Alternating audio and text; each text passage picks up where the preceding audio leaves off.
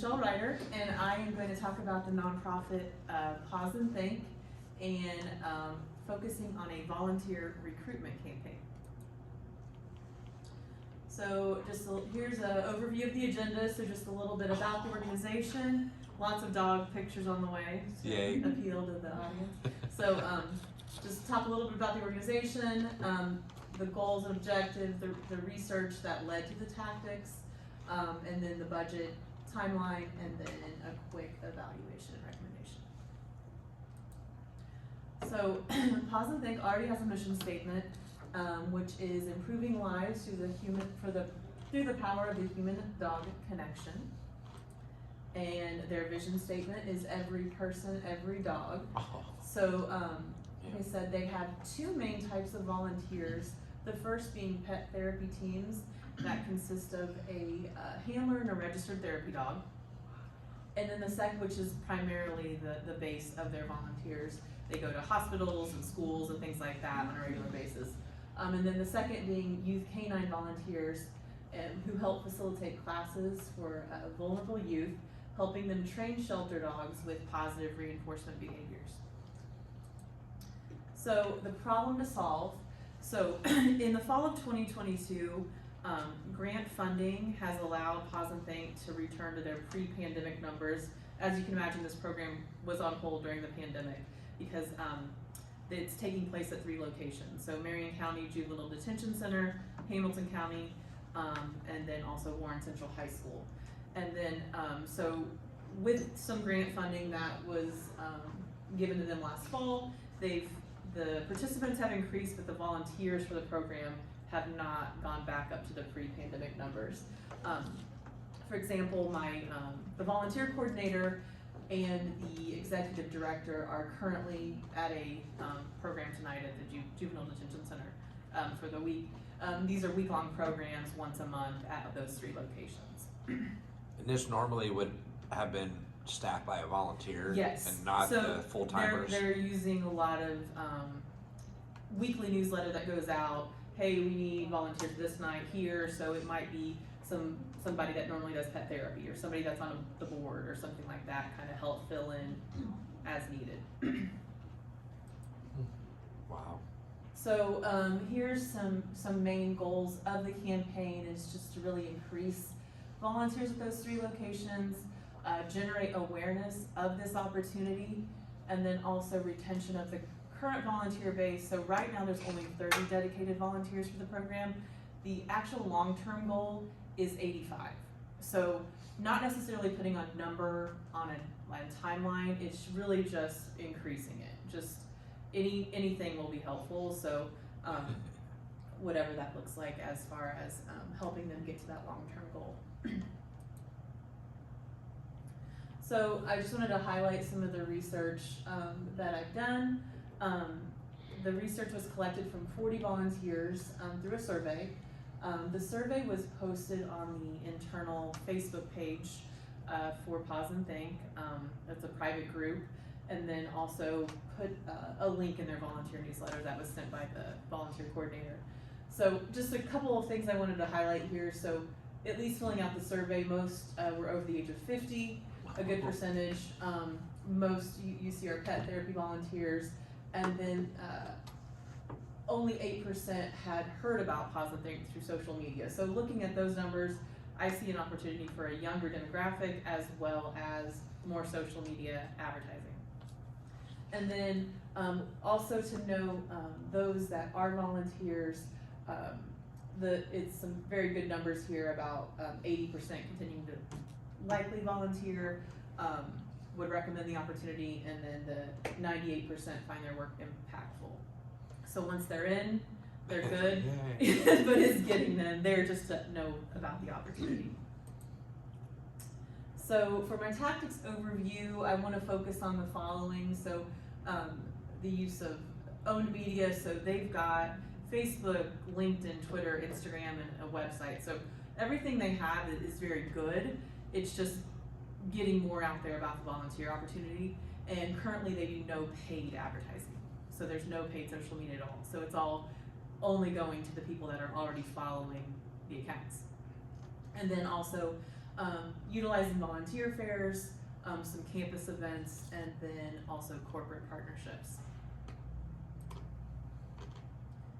So, so for some of the own tactics here, these are posts that they have done. So they do a great job with but they're just pushing it out to their audience.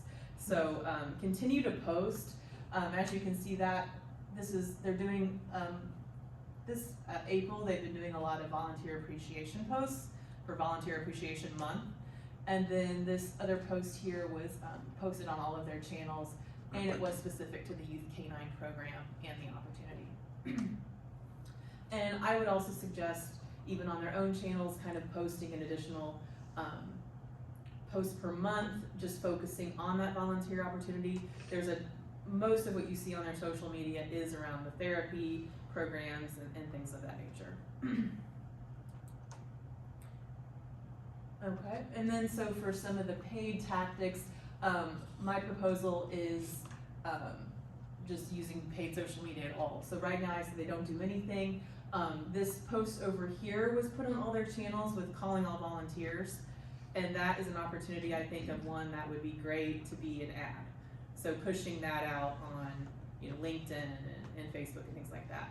And then I just created this one down here, and that is just, so another thing with the research, I noticed like 15 of the 40 volunteers were willing to share a story.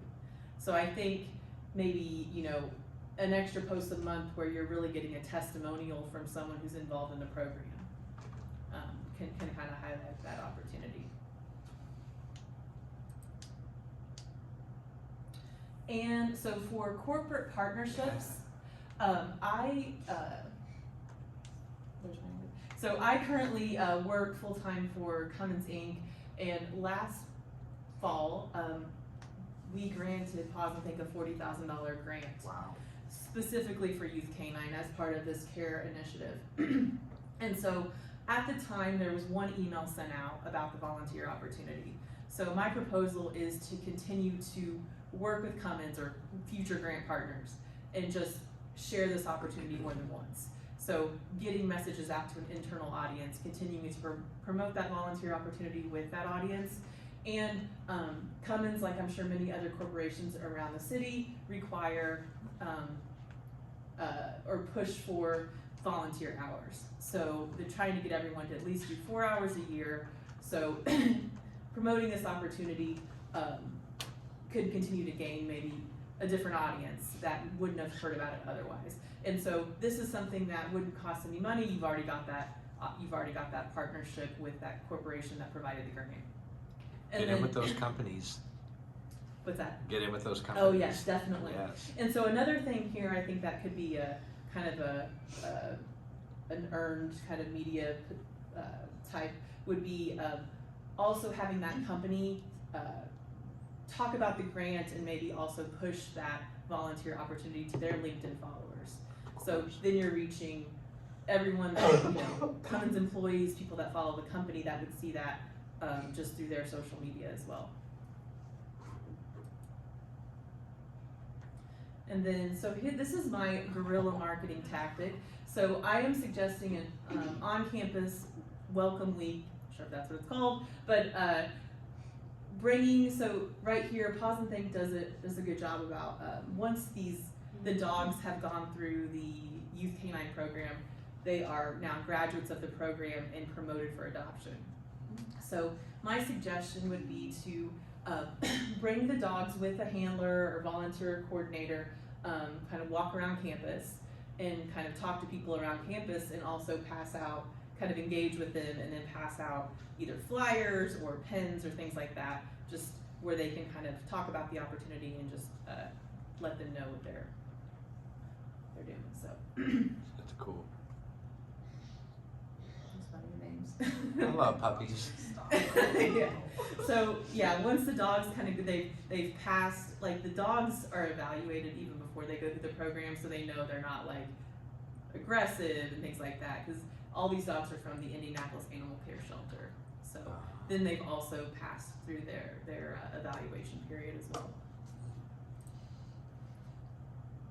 And then just some additional tactics, suggesting attending the IUPY Volunteer Fair in the fall. And then there is currently one volunteer appreciation event, suggesting have at least one other appreciation event where the volunteer would maybe bring a friend, someone that isn't a volunteer, just to teach them about the opportunity. And then also continue with volunteer recognition, if that's in the newsletter, maybe the private Facebook page, and just kind of like a shout out on social media for them to talk about how they've Volunteer of the week, accomplished. volunteer Yes, of the month. something like Yeah, that. something, yeah. And side note, I was just in an email where they told me I was one of their top volunteers of the year, probably because I'm doing this project. But Top volunteer, there you go, Side volunteer of the note. year, yeah. side note, But it seems like you've helped them out several things. yeah, and so budget, not very much. This is total about $1,700. So the one thing they told me is there's about a $500 marketing budget, they said, that could go anywhere. I'm suggesting it's a 6-month campaign and kind of breaking that into 2 sections. So maybe the first 3 months using $500, which isn't a lot, but they don't do any paid social media, so anything I think could help. So just helping to push some of those posts out, especially about the volunteer opportunity. And then I split up, there is $700 in their budget for some volunteer giveaways and such, so that's here in the middle, towards the appreciation event and some giveaways. There are sponsorships and other things that can kind of fill in the holes there if things, if it's at a brewery and they're sponsoring us to come in. Oh, you can, sorry. You're the one blowing up. And then also, with the grant funding, like I said, there was a $40,000 grant, allotting some of that could go towards, if the social media is working, pull some of that over. Please. And to continue Yeah. to push. So this is kind of very vague, but I think there's opportunity to up this, permitting that they're getting the right results. So high level Gantt chart overview, so I broke it down into 6 months. And so this just includes some of the prep and implementation tactics. So some of the prep tactics include creating a calendar for content, creating the posts, meeting with those corporate grant partners, and then kind of preparing for those fairs. And then the implementation tactics, posting on social media, and the in-person events you'll attend. And finally, some evaluation and recommendations. So I've kind of grouped the tactics here on the left, just social media, and then some of the in-person events. So the assessment here, just looking at social media, for example, views, likes, comments, shares, things like that, click-through rate. So really using analytics to kind of see what's working and what's not working.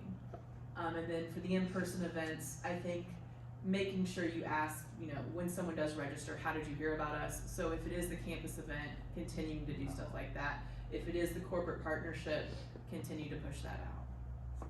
So, and then I think after the 6-month campaign, taking a volunteer survey of all existing volunteers, just to make sure volunteers had satisfaction and eventually retention. Okay. 1348. 1348. So they don't have a person. There's no comm person. There's no community. This is going to have to be done by a volunteer, right? Well, there is a kind of a marketing person that is a volunteer, but Okay. they're more focused on. There's so much other stuff that they do that I think focusing on this piece they're not really doing. The grants, they focus on that so much, and they focus on just kind of getting their name out, but they're not really sharing that. Hey, It's not the promotional type of it. It's more the really grants promoting, behind the scenes stuff. Yeah, they're not really promoting necessarily the volunteer opportunity, and I think most people that look to volunteer probably know about the pet therapy, and they may not know about the youth canine program. Well, here you go. Start a communication committee. Yeah. And so yeah, something like that. To I help it am happen. on their kind of Philanthropy and Grants Committee, so. So I'm you gonna- are the communication committee. Yeah, I guess so. So it would be you really executing this campaign. Yeah, I think there's opportunity, and I told them to, you know, if they're willing to spend a little bit of money, I think they could really help themselves out a lot. Little goes a long way. Jack, go. So like you talked about like the three three locations that they do this for. Uh-huh. Well, like where is there any looking to do this like in other neighborhoods? Like would like doing this in another neighborhood attract more volunteers, something like that? I'm not sure. I know that they are the only organization that's allowed in the Marion County Juvenile Detention Center. So no other organization can come in, and so that's why they wanted to keep it up, because the kids there they love it. And then I know the Fishers youth assistance. It's not kids that live there per se, but it is kids that have been in trouble. And then Ward Central High School was a big one as well, going into the high school. So I think that was a big push for that. I'm not sure why they picked that location necessarily, but Wondered the same thing with the high school. I was like, why'd they pick this Far East Side High School? I think it was interesting. for the need. I think it was a lot of kids There. that could use it. Yeah, get it. Who can't? Everybody needs to play with a dog. And I just threw away these pictures, these cute pictures. of Cute with kids, dogs. cute pictures, cute dogs. Yeah. So this is like completely ripping off an idea from another company that's doing this, but like ICANN, I That's just looked okay. them up. ICANN, the like Indiana Canine Assistance Network, Mm-hmm. what they do every Valentine's Day is that you can like pay them, like make a donation, and they will like come and bring a dog to like your workplace, or like you can like send it to your loved one kind of thing, and they'll go visit them. So I'm saying you should like do something like that, so you can like get. You're buying a dog date. Yeah, you can have a dog That's date, and they come and great. they like stay with you for like 10-15 minutes, you can like pet them, and then they like leave. But like that's another way that you can get like more volunteers and more donations and more like everything. You'd have to like do it differently. That's You can't beautiful. Just, like, completely rip off ICANN, but Absolutely. maybe. I mean, The best still from the best. Yeah. Yeah, wow. Love So that. cute. Had no idea. Yeah, get your pet on. Well, that happened, you know, it was two or 3 days ago, they bought puppies and kitties here. 2 or 3 days ago? We had therapy dogs at the office today. You did it? Oh. wow. Well, I know You that- work at the prosecutor's office. Holy Yeah, it's moly, like- I think you need to rub dogs. Yeah, it's called like J-Lab. I think Yeah. they're like specifically for they're like lawyer dogs. I don't know. They come to they come to like attorneys' offices. So we had a couple. Cool. We had Judge and Samwise. They just hang out? Yeah, they just came. They were cute dogs. Well, and I think even Cool. with the therapy program, they go to a lot of places too, and even if there's like, you know, a tragic event, they'll help send dogs there. But I don't think, even if they do that, they're not necessarily saying, hey, see what we're doing, you can help out volunteer. I don't think they're really promoting that volunteer opportunity, even if they are going to places where they're engaging. Yeah, wow.